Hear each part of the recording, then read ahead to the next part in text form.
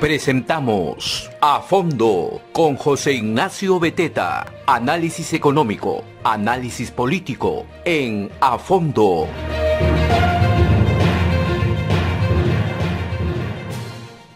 Muy buenos días, soy José Ignacio Beteta, conductor de A Fondo, presidente de la Asociación de Contribuyentes del Perú, siempre gracias a la Red de Comunicación Regional. Esta semana nos hemos dedicado todos los días hasta ahora a hablar de la libertad de expresión, de la libertad de prensa, de las libertades en general. Una sociedad libre es una sociedad responsable, es una sociedad que se desarrolla, es una sociedad democrática, que tiene aspiraciones. Una sociedad paternalista, inmediatista, que quiere que el Estado le resuelva los problemas, una sociedad en donde papá Estado, ¿no es cierto?, es quien debe estar a cargo de nuestras vidas, es una sociedad destinada a la mediocridad y al fracaso. Y la mediocridad y el fracaso la ponemos nosotros en la mesa cuando votamos, cuando elegimos a políticos, autoridades que no son las adecuadas para el país.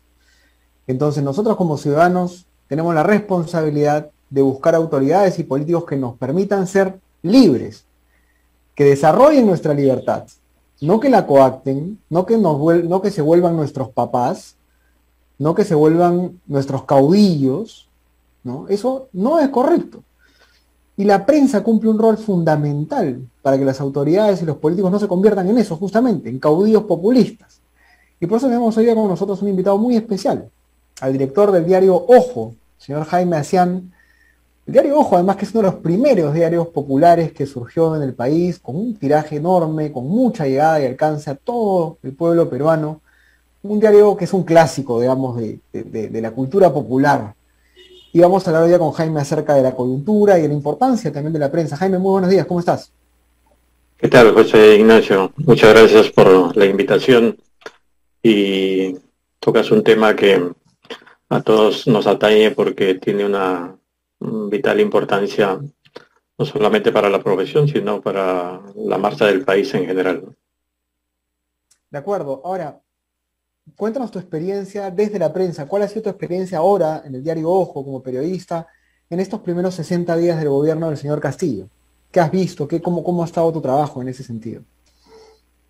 Bueno, Ojo es una marca, como bien sabes, del portafolio del Grupo del Comercio, que viene exactamente de lo que antes era el Grupo de Pensa, de los señores Sagois, ¿no? El Comercio compró las acciones de Pensa. Yo para entonces ya trabajaba en Epensa, venía de dirigir AJA, luego pasé a ser editor general de Correo, y luego asumí la dirección de Ojo, que es el cargo que todavía ostento. Y puedo decir que ciertamente se trabaja con libertad ayer y hoy, una libertad que no ha sido mellada por ninguna orden de ningún lado. Yo siempre digo a mis periodistas,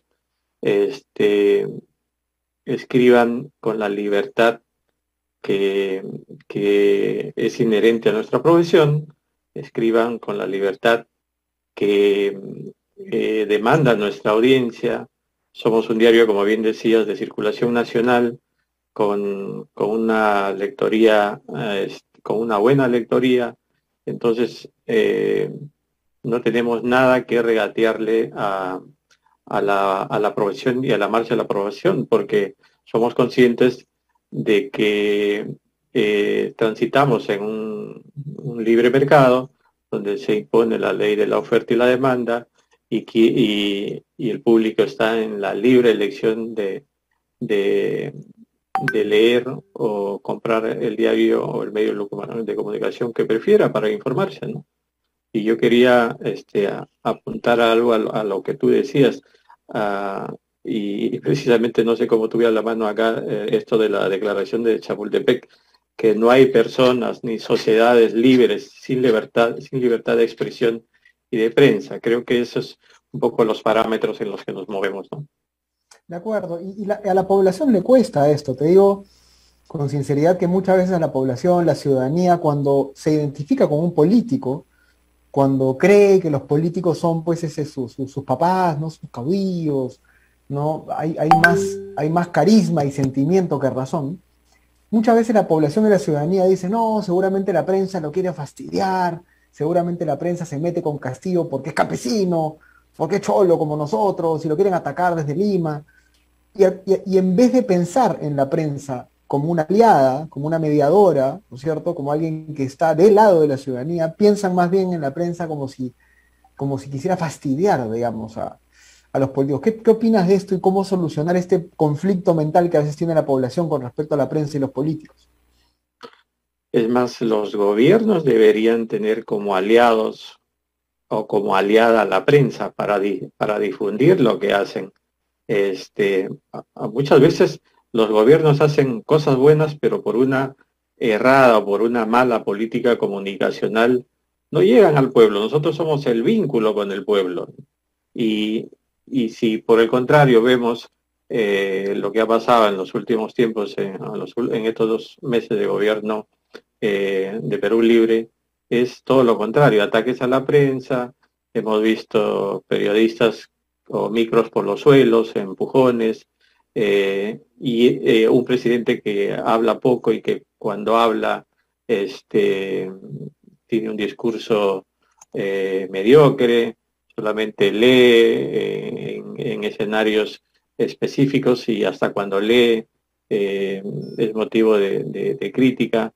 Entonces, un poco que ha puesto cortapisas a la prensa eh, y cuando está obligado, además, constitucionalmente a informar a la población lo que hace, a tener una agenda pública, a informar a la población de sus actividades, porque el público precisamente ha sido elegido por el público para eso, para tener un gobierno abierto, ¿no?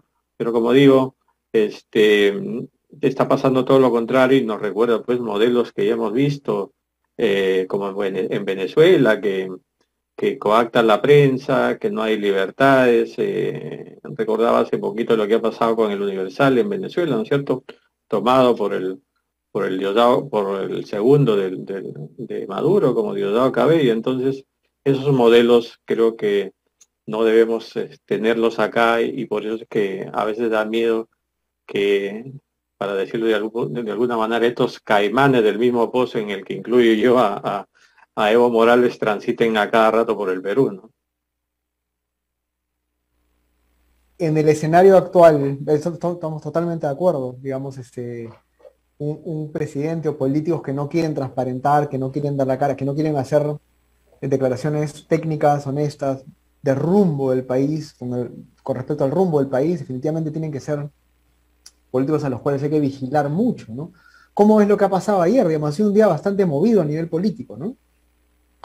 Y bonito periodísticamente. A nosotros los periodistas el insumo es, no la crisis ciertamente porque no nos alegra lo que está pasando con el país, pero sí la noticia químicamente pura, ¿no? Y entonces lo que ha pasado ayer, yo digo que a ver, Castillo ha desactivado 2 bombas, ¿no?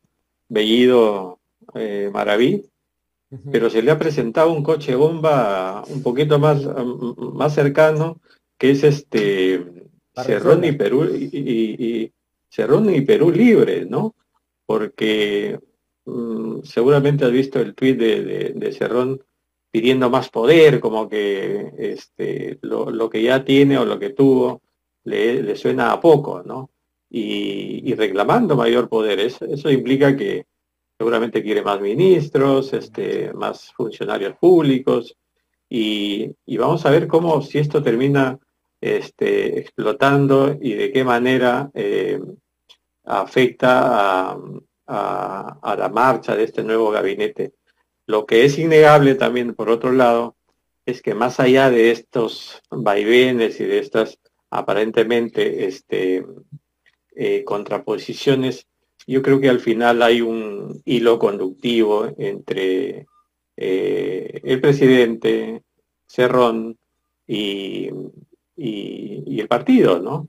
Eh, Porque tienen aspiraciones que no las niegan y su máxima aspiración es llegar a cambiarlo todo, ¿no? Vía una nueva constitución como ellos creen, ¿no? Yo creo que ese cordón los une y más allá de cualquier desavenencia que tengan, como las que se presentan ahora a propósito del cambio de gabinete, yo creo que resulta muy peligroso, ¿no? De acuerdo, de acuerdo. Y definitivamente hay un par de ministros ya que son bastante cuestionables. Uno que, ha sido uno que es el abogado de Cerrón y de Bellido en el caso de los dinámicos del centro. Digamos, ponerlo como ministro, pues es como tú dices, es como volver a ponerte una mina en los pies después que te has sacado un par, ¿no? Pero es, sí, ¿no? Es como que al presidente le gusta convivir con los problemas y inyectarse todos los días una dosis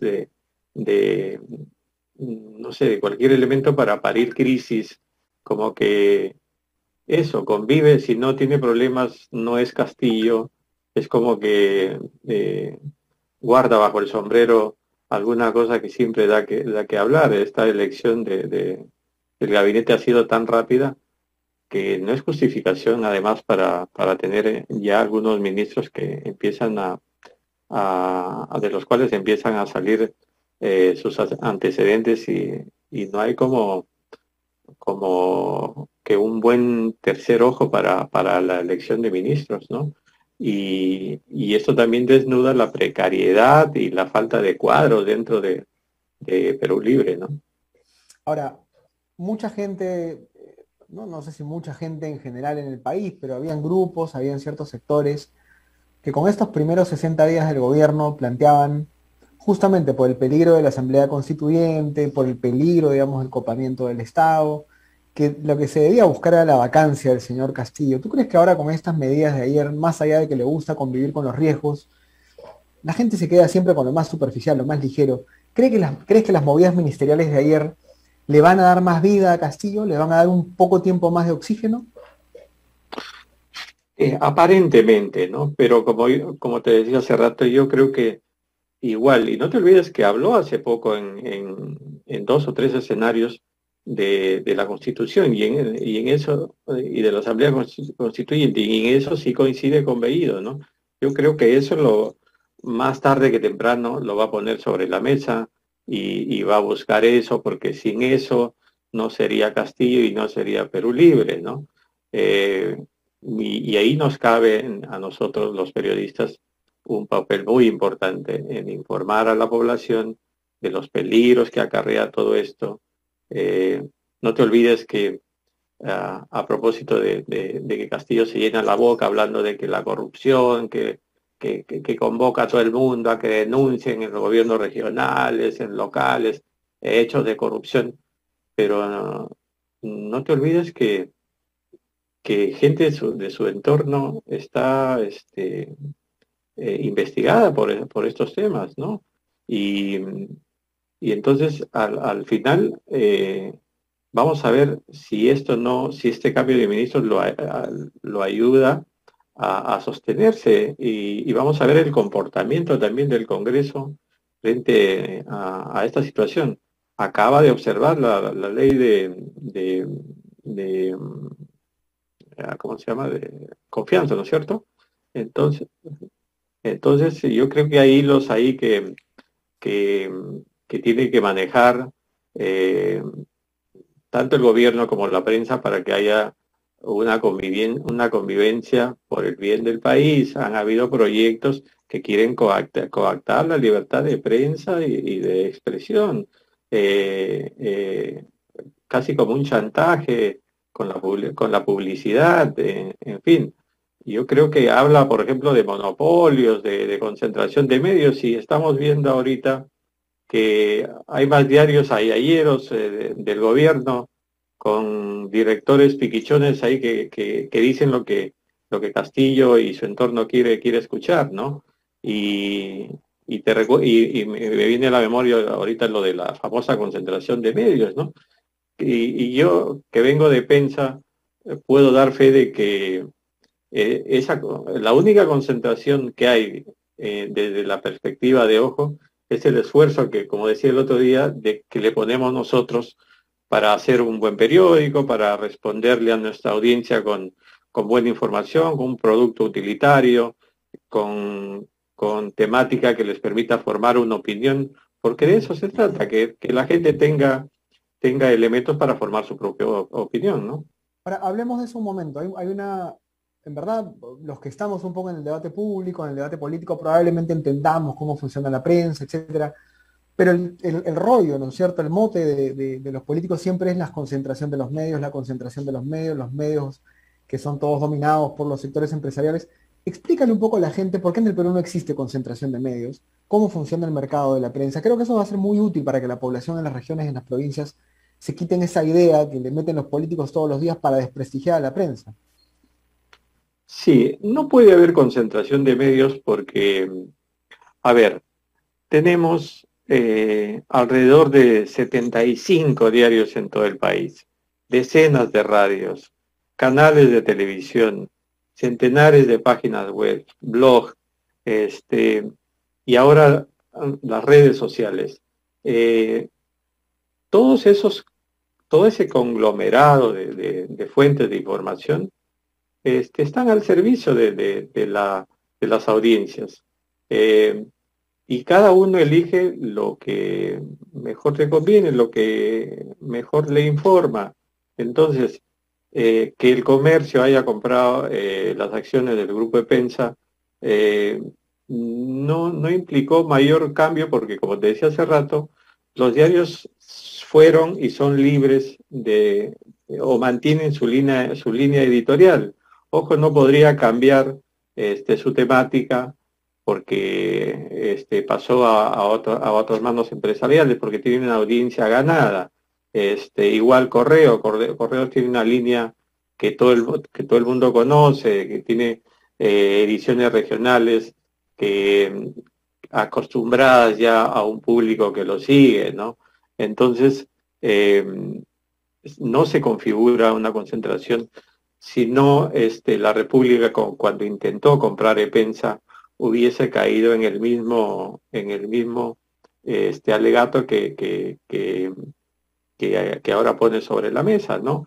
Los periodistas que alegaron una concentración de medios trabajaron para la República. Yo he trabajado para la República y yo creo que más fue un afán de mercado que de otra cosa, ¿no? Y la gente tiene todas esas posibilidades, no solamente en el kiosco, sino en su computadora, en su teléfono, de acceder a la información que más satisface su necesidad de información, ¿no? Y yo creo que por ahí va el asunto, si es que he podido responder un poco tu pregunta. No, es importante eso, por supuesto. O sea, la cantidad de medios, la independencia de los medios, fuera de que puedan ser parte del mismo grupo, la línea editorial, Exacto, etc. eso, y todos sabemos, pues, todos sabemos la línea de la República, pero